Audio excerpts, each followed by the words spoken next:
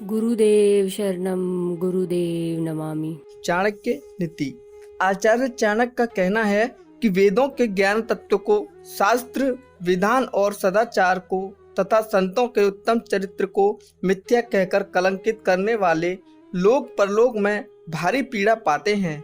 मुनियों ने अनेक वर्षों की तपस्या के पश्चात प्राप्त जिस तत्व ज्ञान का उजाला वेद शास्त्रों के रूप में प्रदान किया तथा जन साधारण के कल्याणार्थ जिन आचरणों का विधान रचा, उस तत्व ज्ञान तथा आचार परंपरा का निदित या विरोध कर्म करना एवं उन तपोधर्मा परोपकारी साधुओं के प्रति अवज्ञा का भाव प्रकट करना, जहाँ मनुष्य की मूर्खता की पराकाष्ठा है, वहाँ परंपरागत एवं लोक प्रतिष्ठित धर्म आचरण का अच्छेद करके समाज को अधर्म के गहरे गर्त में धकेलना भी है।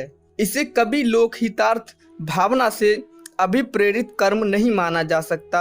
अतः वेद शास्त्र एवं महिमा विरोधी मनुष्य सर्वदा निंदनीय एवं अपेक्षणीय है। समाज के व्यापक हितों की दृष्टि से ऐसे मनुष्य एक प्रकार से संकट मोचन ही होते हैं।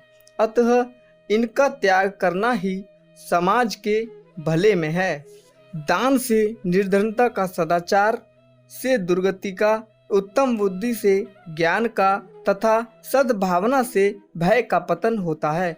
संपन्न मनुष्य द्वारा किए गए दान की अपेक्षाकृत अभावग्रस्त मनुष्य द्वारा स्वयं अभावों को झेलते हुए दूसरों के सुख के लिए दान करना अधिक महत्वपूर्ण है। जो मनुष्य स्वयं कष्टों को सहकर दूसरों के कष्टों का निवारण करने में जुड़ा रहता है, उसके त्याग की भावना सचमुच महत्वपूर्ण होती है। ऐसे उदार निर्धन मनुष्य के प्रति ईश्वर सहज ही द्रवित होकर उसकी निर्धनता का यथाशीघ्र निवारण करते हैं। सदाचार का इम्तिहान भी संकट आने पर होता है। संकट के उपस्थित हो जाने पर अपने सदाचार की रक्षा में तत्पर मनुष्य दूसरों की दृष्टि में निश्चित रूप से ही गगन से भी ऊपर उठ जाता है। उसकी महत्ता अत्यधिक बढ़ जाती है। लोग उसे आदर का विशेष दर्जा देते हैं। उसे इष्ट मित्रों का सहयोग सुलभ प्राप्त हो जाता है। इससे उसका संकट बहुत दिनों तक स्थिर नहीं रह पाता। जिस प्रकार प्रकाश और अंधेरा एक संग वास नहीं कर सकते, उसी प्रकार से ज्ञान अज्ञान भी एक साथ नहीं रह सकते। यदि बुद्धिमान व्यक्ति अज्ञानी मनुष्यों जैसा व्यवहार करता है तो उसे कोई बुद्धिमान नहीं कहता। तात्पर्य यह है कि उत्तम बुद्धि का कार्य ही अज्ञानता का पतन करना है। यदि अज्ञानता का नाश नहीं होता तो बुद्धि की सात्विकता शंका की वास्तु मात्र बनकर रह जाती है। किसी भी प्राणी से डर की शंका का मूल कारण अविश्वास और संदेह ही होता है। यदि एक दूसरे के प्रति विश्वास की भावना जागृत हो जाए तो डर के लिए कोई स्थान शेष नहीं रहता। उदाहरण, शेर जैसे हिंसक प्राणी से सद्भाव दिखाए जाने पर स्वामी भक्त सेवक के रूप में आचरण करते देखे जाते हैं।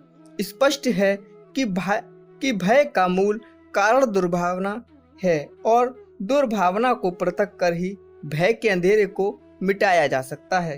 काम के समान कोई रोग, मोह के समान कोई दुश्मन और क्रोध के समान कोई अग्नि नहीं तथा ज्ञान से विशालतम कोई सुख नहीं।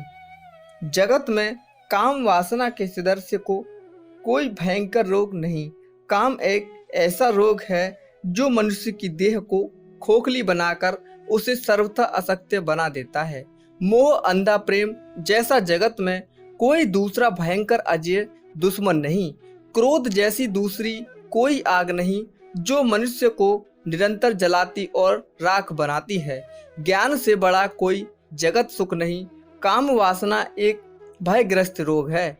मोह ऐसा शत्रु है जिसे जीतना अत्यंत कठिन है।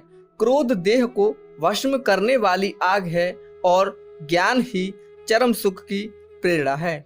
मनुष्य को जन्म, मौत, शुभ अशुभ, कष्ट और मोक्ष स्वयं ही अकेले सहना पड़ता है। अर्थात आचार्य चाणक्य जी का कहना है कि मनुष्य जगत में अकेला ही जन्म लेता है तथा अकेला ही इस दुनिया से जाता है।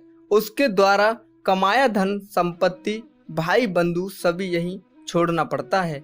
इस जगत में ना कोई किसी के संग आता है और ना जाता है। भला बुरा सभी कुछ मनुष्य को अपने आप सहन करना पड़ता है।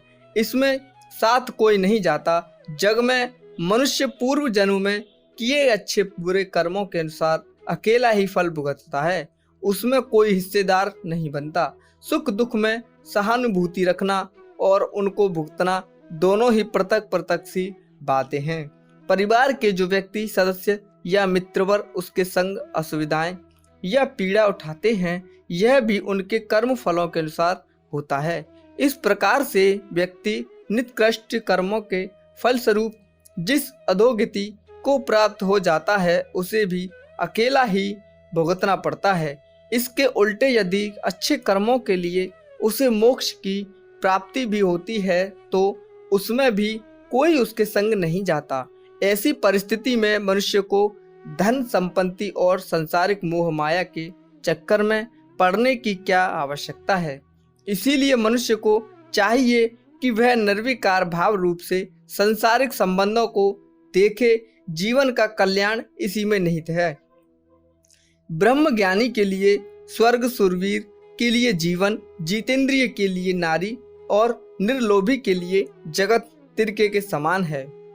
जो मनुष्य ब्रह्म ज्ञान रखता है उसके लिए तो स्वर्ग भी तुच्छ है, क्योंकि वह स्वर्ग के सुखों की क्षणिकता और निर्धकता से रूबरू होता है, अतः वह उसमें आसक्त नहीं होता। सूरवीर मनुष्य के लिए जीवन का कोई लालच नहीं होता, क्योंकि यदि वह जीवन में मोह रखता है तो उसके लिए शुद्ध करना असंभव होगा। वे सदैव अपनी जान की बाजी लगाए रखते हैं। इस प्रकार से इंद्रियों को अपने वश में रखने वाले मनुष्य के लिए नारी का कोई भी मोल या महत्व नहीं होता। उसका सौंदर्य के एक लोथड़े के अलावा और कुछ भी नहीं। इस प्रकार के निष्प्रह मनुष्य के लिए जगत के भरपूर सुंदर खजाने तथा अन्य वस्तुएं भी तिनके के समान रूप तुच्छ होती है। ये पदार्थ उसे अपनी ओर नहीं खींच सकते। परदेश में वास करने वाले मनुष्य का सच्चा सखा उनकी विद्या होती है। अपने गृह में वास करने वाले के लिए उसका सच्चा मित्र, प्रियतम उसकी पतिव्रता पत्नी होती है। रुग्ण मनुष्य का मित्र औषधि है और मृत्यु शैया पर लेटे मनुष्य का मित्र उसका धर्म और समस्त जीवन में किए गए सत्कर्म।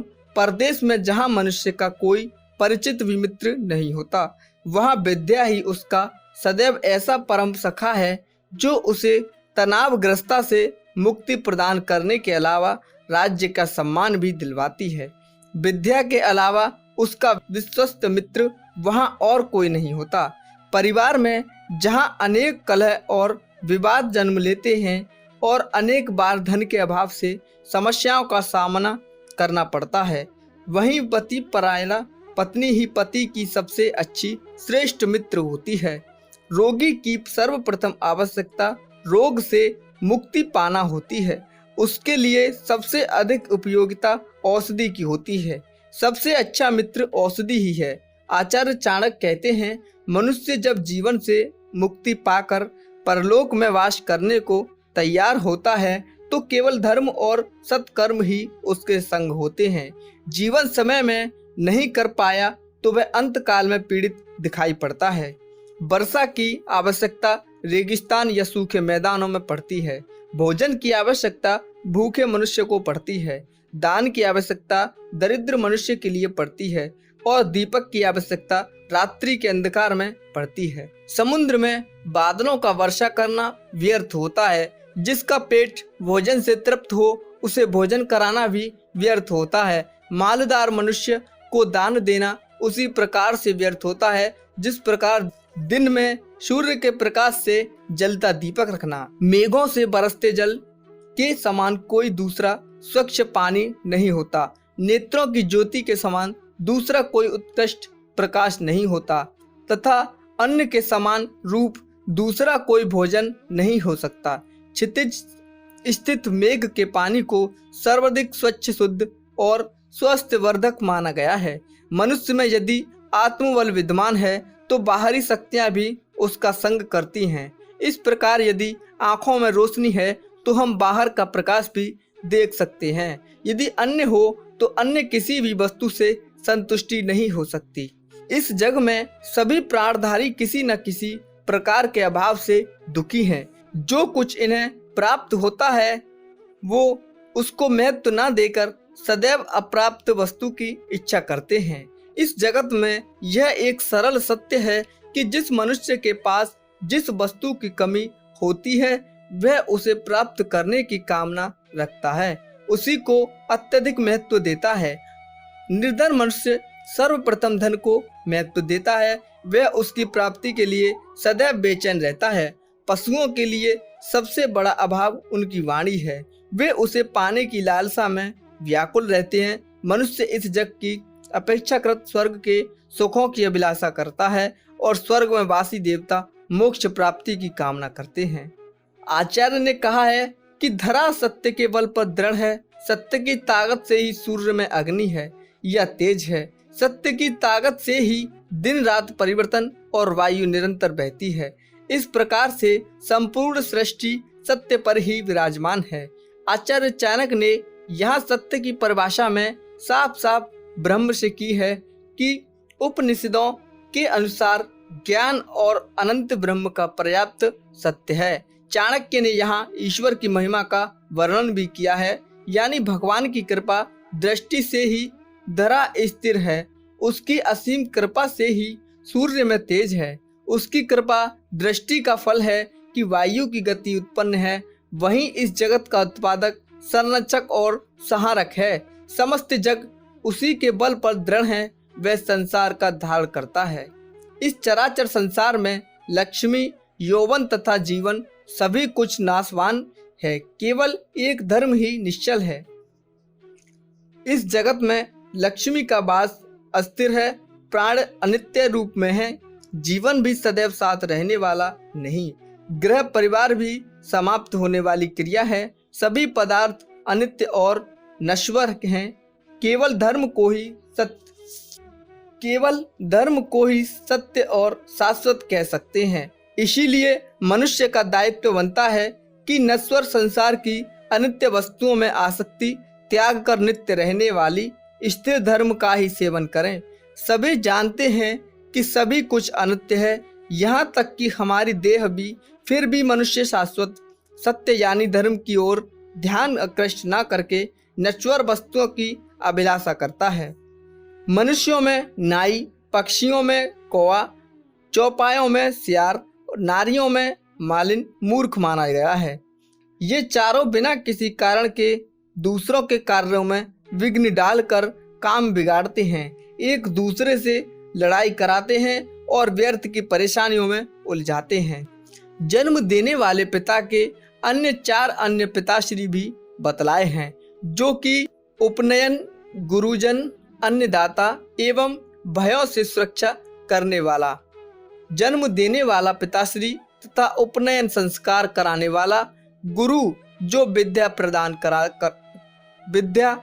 कराता है यानी विद्यादाता गुरुजन, अन्न प्रदान कराने वाला और डर से रक्षा करने वाला, ये 5 पिताश्री कहे गए हैं। सम्राट की पत्नी या रानी, गुरुदेव की पत्नी और उस प्रकार से सखा की पत्नी, पत्नी की माताएं तथा अपनी पत्नी, ये 5 सिर्फ माँ ही मानी गई हैं। अपनी माता के अन्य 4 माताएं भी मानी गई हैं, जो राजा की रानी या पत्नी, गुरु की भार्या, पत्नी की माता, सास, मित्र की पत्नी, इन 5 के संग माता के समान व्यवहार करना चाहिए। आज के लिए इतना ही, धन्यवाद।